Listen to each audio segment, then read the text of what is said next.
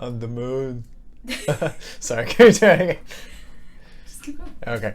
Hi, everyone. My name is Ryan. I am the host here at HP Love Malt. Welcome. Today, I will be doing a bottle review of the Glenmorangie 14 Quinta Ruban. And joining me today, my lovely guest, Tatyana. Yay, hooray, here she is. This is my lovely girlfriend who has very graciously agreed to help me review this bottle now that it's about to kick it. It's very close to kicking it. It's close to death, yeah. It's yeah, we're gonna kill it. That's what we're gonna do. Quinta Ruban, 14 years old. Ruban is Gaelic for ruby, referencing the ruby port casks used to finish this whiskey.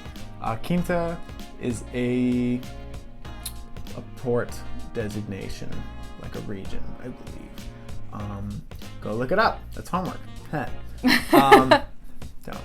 You're on the internet anyway. Yeah, just open another tab. You know, why do I have to do all the work? I already set this whole thing up. Yeah, according to the bottle, this is a bold and velvety whiskey. It's very nice. It's bottled at 46%, age 14 years, so it's aged 10 years in American oak bourbon casks and then finished in fine ruby port casks. And this is an alteration on the Quinta Ruban 12-year-old. I think this is like now just what they're doing. Like they've axed the 12-year-old, they've axed the black label, and they've gone completely to green. They're going green, people! Woo! Green! So good.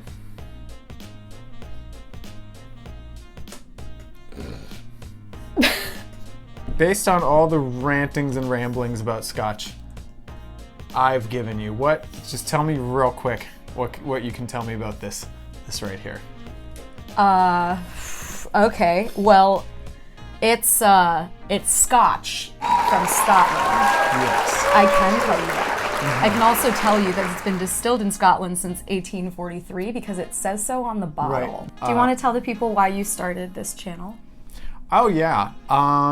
Quarantine's lonely, you know, and this is real. Watch where this is True, going. I feel so alone. Yeah, but you know, it's very depressing to drink alone, and I like my Scotch. I like these things, and I like to share them with friends. I really do. I think it's an important part of sharing and growing this culture. I'm trying to develop my appreciation. So yeah, today I'm gonna give it a try. And we will see how it goes. We'll see how it goes, Yeah. no matter how it goes. So, the range. Oh, that's my cat. Oh, that's the cat. Let the cat in. We have another guest. His name is Obie. Here he is. So there's this brilliant man named Bill Lumsden who is responsible for the cask program over at Glenmorangie. It's a huge distillery. They have something like 20 pot stills. I'll look this up later. I'll include What's a pot this. still, Ryan? A pot still, yes, I'm glad you asked. Copper pot stills are used to make Scotch made of copper so that it can remove a lot of the impurities as they come through in the distillation process. And typically Scotch is anywhere from 2 to 3 times distilled. What's special about Glenmorangie's stills is that they claim to have the tallest pot stills in the world, about the length of the neck of a giraffe. And I think their bottles are also some of the tallest bottles in the market, so maybe that's a humble brag on their part. They're just being like, look how tall it is, see? You know why it's tall? Because we're tall, because we have tall pot stills. Their core range, they have like 4 very easily accessible expressions that you can find at most liquor stores or bars or wherever you're going. They have the Glenmo 10, which is just 10 years in ex-bourbon. They have La Santa, which is 10 years in ex-bourbon and then finished for 2 years in ex-sherry casks.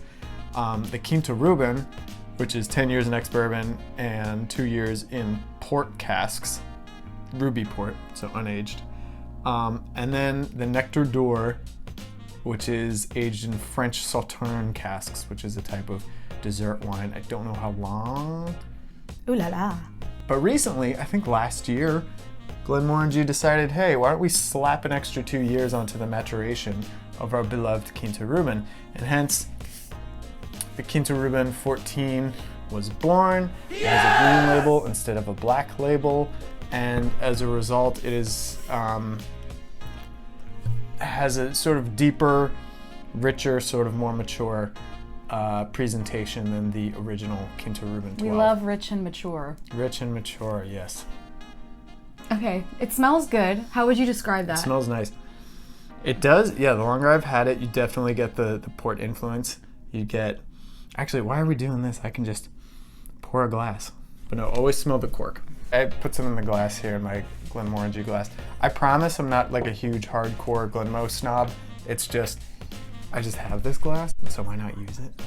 Why not? A burning sensation, that's for sure. But it's actually quite smooth. Smooth You just burn. contradicted yourself. It's a smooth burn. A smooth burn. Okay. It's a little bit, definitely honey for sure. A little sharp. Okay, honey. Yeah. By the way, I know nothing about this and these could all be wrong, but you know, trust your nose, kids. There's no such thing as incorrect. Honey, almost a tiny little bit of peppermint. Okay. And that's about as far as I can go with this one. Yeah, so like with a lot of Glenmorangie, they have like a very kind of tropical base. Shit, were you holding that in the whole time you were inhaling the fumes? No, this is the smoothest, tallest pot stills. It has to be. It's wonderful.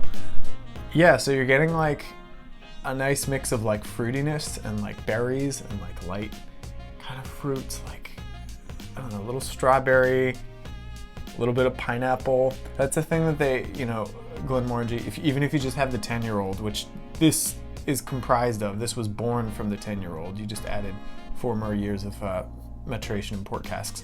So it has like kind of a pineapple-y, maybe papaya, a little bit of tartness, which is like a very, you know, typical of a Highland Scotch. You know, they like that style. And the honey, of course, that you're getting, that's also honey and floral notes are also very. So I got the honey. Yeah, well, it's what you feel. Again, there's no correct. We're not looking for a But correct. there's honey. There's a little honey. Yeah. Okay. How long should I hold it?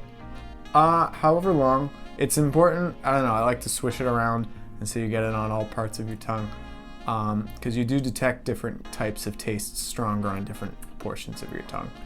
So, yeah, there's the shiver. Yeah. A shiver every time.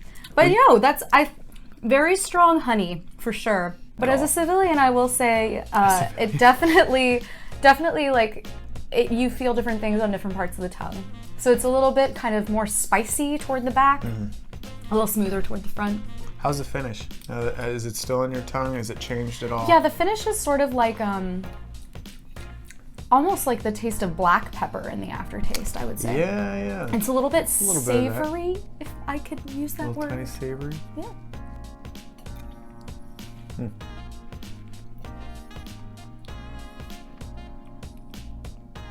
I wait with bated breath as if he hasn't had this entire bottle already. Yeah, very like juicy, mouth-watering, a lot of like fruitiness coming up. I'm getting on the finish. If you like breathe through your nose, you're getting kind of like that aged wine sort of coming through. That's kind of a little leathery. Leather. I think that's what the missing thing was for That's me. what you meant, Yes. the savoriness. Yeah, I think. definitely. Yeah. 12 was just a bit younger.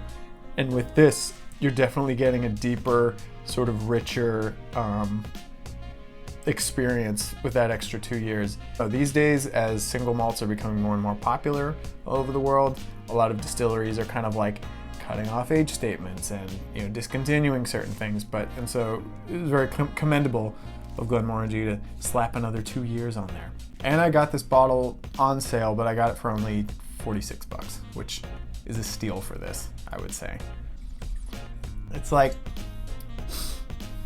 first you're in a burning house full of strawberries, and then it was a bad dream, and you wake up and you're just sort of sitting in a nice chair in a garden outside, sipping a very fruity little tea. It reminds me of sitting in a leather armchair and being lit on fire. Shouldn't have led with the fire. I would recommend this to any Glenmorangie fan. If you're a fan of the 12-year-old Quinta Ruban and you haven't tried this, go out and get it because it is just the same thing, but more maturity, deeper flavor. Personally, it's not like my favorite Scotch, but like for how much I paid for it, the presentation, and it's just very tasty. It's just very pleasant. I'll say if you like fruity, rich, wonderful, kind of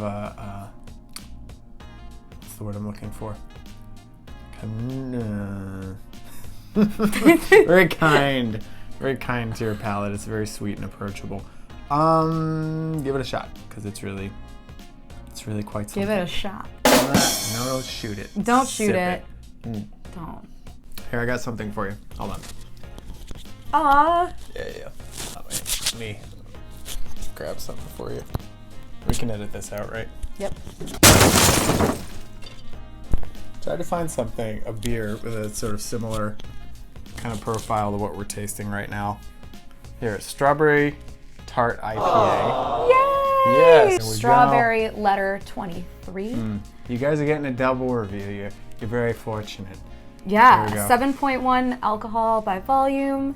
Their tart strawberry IPA. I'm super excited about this. What makes you say that this has a similar flavor profile? Well, IPA is the hoppiness of an IPA.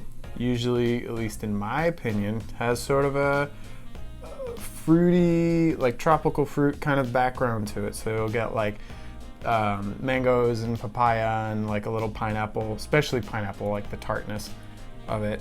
And then that with the strawberry, it's kind of like similar of what we got going on here. The ruby port bringing out the strawberry notes. If you want to compare coloration, one is a beer and one is a beer and one is not. But hey, they're not actually too far off color-wise. Okay, yeah, that you get. Oh, ooh.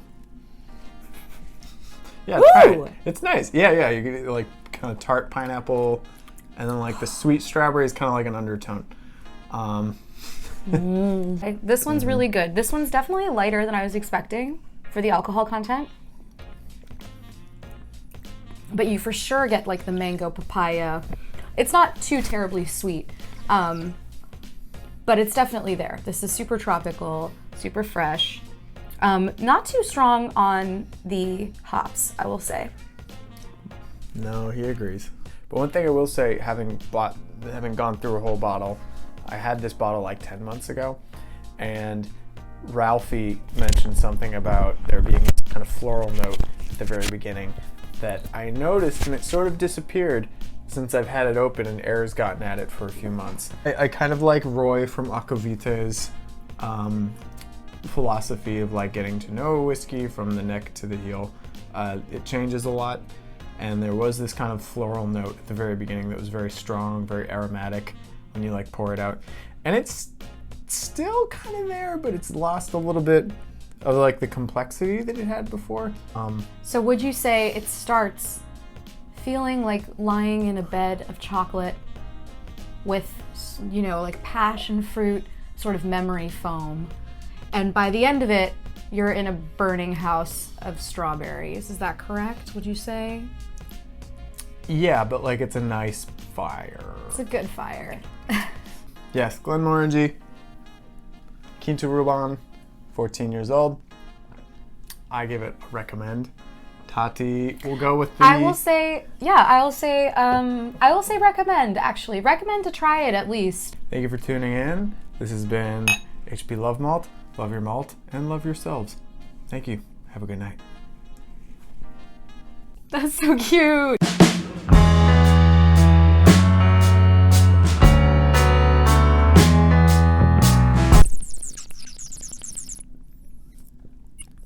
Outtakes.